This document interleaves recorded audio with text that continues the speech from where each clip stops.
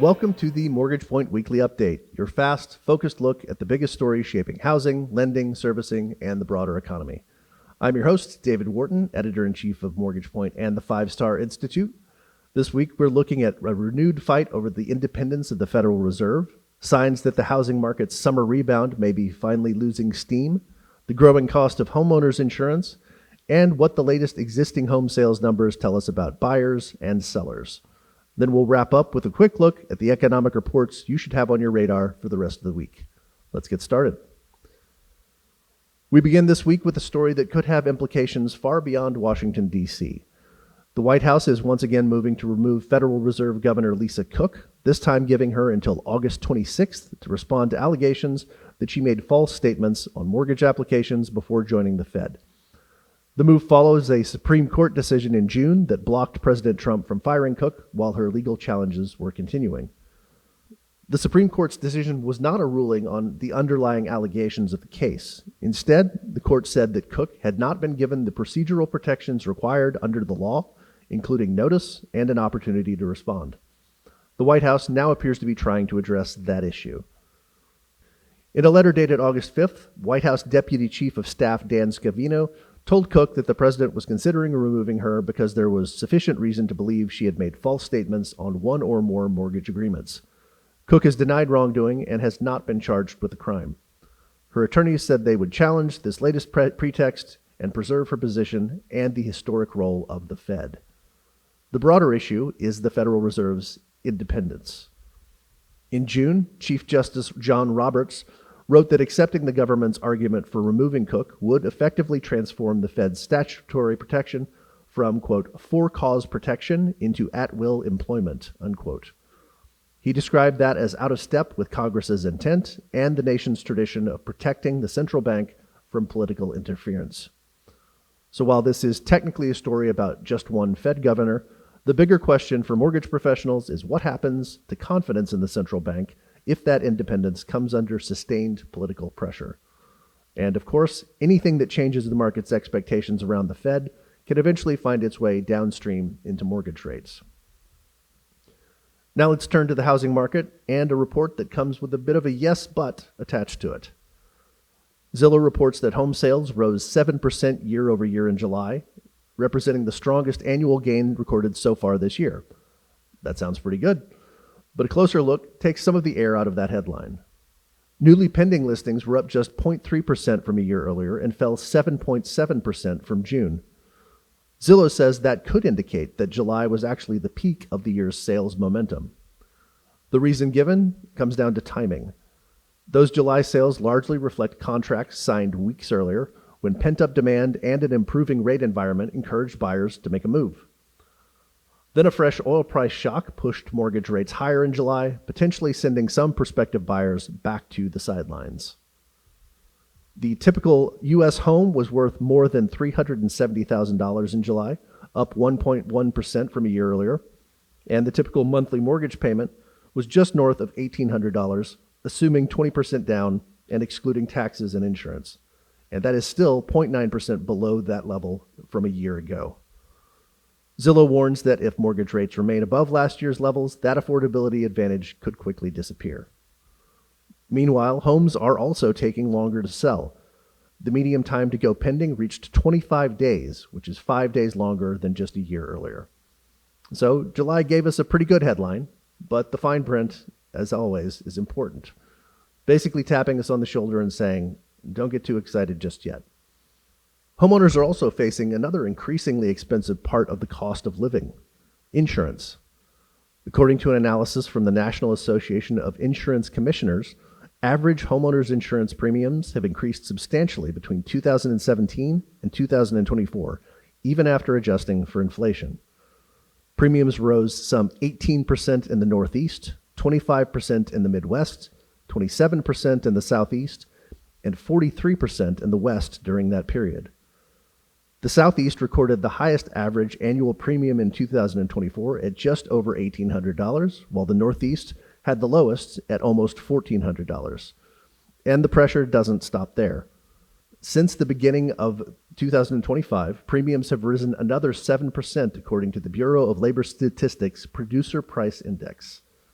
The National Association of Realtors estimates that people's ability to afford a home is roughly 10% lower than it would be if insurance costs had remained at the same level they were during the late 1990s. And the problem is not simply higher premiums. Insurers are also increasingly choosing not to renew policies. Since 2018, non-renewal rates have increased nationwide, with particularly dramatic increases in both the Southeast and the West. Insurance expert Peter Kokenberger put the situation bluntly, saying, quote, "It's a big problem," unquote. The report's co-authors described the market as, quote, "operationally robust, but nonetheless under pressure and exhibiting signs of stress," unquote. And that's an important distinction for mortgage professionals. Affordability is not just about getting the borrower into the home and qualified for the loan. It's about whether they can actually afford to stay there once they are in the home. That does bring us to the next latest numbers from the National Association of Realtors. Existing home sales fell 1.7% from June to July, but increased 0.7% from a year earlier, reaching a seasonally adjusted annual rate of 4.06 million. The median existing home price rose 2% year over year to $434,000, marking the 37th consecutive month of annual price increases. Inventory now stands at 1.54 million homes, according to the report, which amounts to about 4.6 months of supply. NAR's chief economist Lawrence Yun said that the market has actually been remarkably stable despite higher mortgage rates, saying, quote, "There's no doubt that the housing market would be thriving if the average mortgage rates were to return to near 6%, unquote. For now, however, borrowing costs remain high enough to keep plenty of would-be buyers and sellers waiting on the sidelines. Sarah Bonarens of New Home Source described the market as essentially being in cold storage, with buyers and sellers waiting for conditions to thaw. And Coldwell Banker Affiliates President Mary Lee Blaylock offered perhaps the best metaphor of the week, saying the housing market can feel like being in stop-and-go traffic. A dip in mortgage rates can get people moving, only for another increase to send them right back to their brake pedals. At this point, the housing market may need a traffic reporter more than an economic reporter. Things are moving slowly, expect delays, and there's a slowdown at the mortgage rate exit. The larger takeaway is that the national numbers look relatively stable, but local conditions can vary considerably, meaning buyers, sellers, lenders, and agents may be experiencing very different markets depending on where they are. Now, before we wrap up, let's look at the calendar to see what's going on in the week ahead and what mortgage and housing professionals should have on their radar.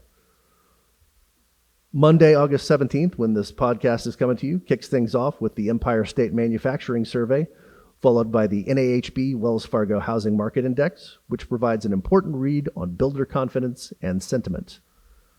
Then on Tuesday, August 18th, it's a particularly busy day with July housing starts and building permits offering a fresh look at residential construction activity.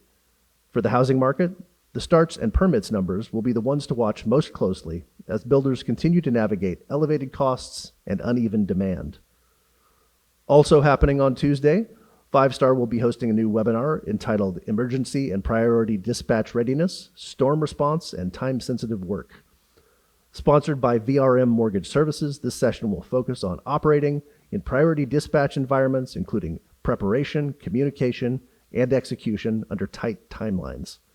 It'll feature insights from speakers representing VRM, Aremco, Ginstone Field Services, Sterling Claims Management, and Verisk.